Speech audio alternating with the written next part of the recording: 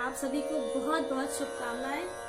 और एक और होली का प्रकार लेके आ रही हूँ मैं आपके सामने, जिसे बोलते हैं उलारा।